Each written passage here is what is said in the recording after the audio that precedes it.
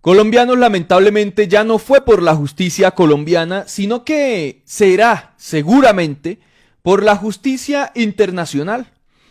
Resulta que hace unos meses, a finales del año 2023, las víctimas o un grupo de víctimas con colectivos de abogados presentaron una querella en Buenos Aires, en Argentina, contra Álvaro Uribe Vélez por el tema de los falsos positivos. Esto fue aceptado por un juzgado en Buenos Aires y estamos a la espera de que avance una investigación contra Álvaro Uribe Vélez por presuntos delitos de lesa humanidad en el caso de los falsos positivos o mal llamados falsos positivos, ejecuciones extrajudiciales, asesinatos de gente inocente en este país para presentarla como resultados en la lucha contra la violencia en Colombia. Pues interponen estas acciones jurídicas ante la jurisdicción universal, acudiendo a la justicia en otros países. Y hoy se conoció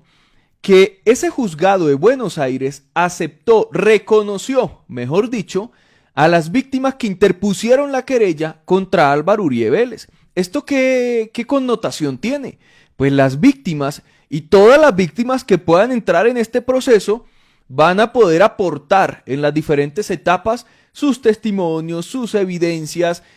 ayudar en toda la investigación, que de hecho este juzgado ya solicitó pruebas al Estado colombiano, que el Estado colombiano tiene que entregar todas esas evidencias, y eso debe tener en cólera a Álvaro Uribe, porque pues Uribe con su poder puede controlar lo que quiera en Colombia y lo ha controlado a lo largo de décadas, pero a nivel internacional ya es otro cuento. Ya le queda mucho más difícil, por no decir imposible, que para eso han garantizado su poder, para su impunidad. Pero ¿qué me dice de esta jugada en pro de las víctimas y de la verdad que se hizo hace algunos meses con lo que se ha denominado el principio de jurisdicción universal? Vean esto, el 1 de julio del 2024 el Juzgado Criminal y Correccional Federal 2 de Buenos Aires, en Argentina, reconoció que las víctimas que interpusieron la querella contra Uribe en noviembre del 2023, en aplicación del principio de jurisdicción universal, tienen el pleno derecho de actuar dentro del proceso, toda vez que han sido claramente afectadas por los hechos denunciados. La decisión señala que poseen la facultad de ejercer el derecho de querella de acuerdo a los vínculos particulares acreditados en autos. Esto me da tranquilidad en cierta forma porque pues se esperaba en un porcentaje, si se quiere, que esta acción jurídica a nivel internacional con la jurisdicción universal no fuera a prosperar, ni siquiera que la fuesen a aceptar. Pero resulta que viene avanzando, ya se han solicitado pruebas, ya se reconocen a las víctimas dentro de este caso, se está avanzando mucho y debe tener a Uribe en cólera que pronto podría llegar la caída de este señor. Es de resaltar que los hechos que han denunciado las víctimas se encuadran en las conductas señaladas en el Estatuto de Roma que creó la Corte Penal Internacional para juzgar genocidios, crímenes de lesa humanidad y crímenes de guerra, que para el presente caso son los casos de desapariciones y ejecuciones extrajudiciales de jóvenes, de gente inocente en Colombia durante el gobierno de Álvaro Uribe. En retrospectiva, bueno, hay que decir que la justicia en Colombia no ha querido investigar para nada a Álvaro Uribe por el tema de los falsos positivos. A pesar de todas las pruebas que periodistas, por ejemplo, como Julián Martínez, han recabado, Gonzalo Guillén, el mismo Daniel Coronel, entre otros, esas evidencias sobre las decisiones durante el gobierno de Álvaro Uribe Vélez y las directivas que salieron en ese gobierno, que fueron utilizadas por altos mandos y mandos inferiores en el ejército para aliarse con paramilitares y lograr esos supuestos resultados que eran falsos resultados, mientras le quitaban la vida a gente inocente por beneficios que les ofrecía el gobierno de Uribe. Y hay pruebas de cómo se articulaban y cómo utilizaban esas directrices del gobierno de Álvaro Uribe para hacer todos esos falsos positivos, cometer esos falsos positivos, que obviamente Álvaro Uribe no los ordenó directamente, no sacó directrices directamente diciendo cometan esto, pero militares utilizaron esas directrices para cometerlos y pues hay testimonios en la Jurisdicción Especial para la Paz que tanto odia a Álvaro Uribe, de exmilitares que dicen que esas órdenes venían de arriba, que eran órdenes de presidencia. Algunos han se han atrevido a mencionar al mismo Álvaro Uribe. O sea, ya hay mucho testimonio, hay mucha evidencia como para por lo menos investigar el tema, algo que no se ha hecho en Colombia. Por eso uno no puede asegurar directamente que Uribe ordenó falsos positivos, porque pues, directamente no lo hizo, no hay prueba de nada de eso. Pero si se analizan muchos hechos y testimonios de exmilitares en la JEP, pues podría dar para un caso que probablemente se vaya a desarrollar de manera amena en esta jurisdicción universal y en este juzgado en Buenos Aires. El Estado colombiano ha acumulado una deuda histórica con las víctimas del conflicto armado y de la violencia política, a quienes se les ha impedido el acceso a justicia, verdad, reparación integral y garantías de no repetición, pese a sus acciones, representaciones y exigencias en diferentes escenarios judiciales. A pesar de todo eso, la justicia en Colombia sobre este tema no ha funcionado, no se ha querido accionar, porque no es solo los exmilitares o mandos militares que salieron con paramilitares, que el mismo Mancuso ha confesado todo, don Berna. Por eso la rabia de Uribe con Mancuso, la rabia con don Berna cuando le dice a Petro que quiere ser gestor de paz en Colombia, porque necesitan mantenerlos callados.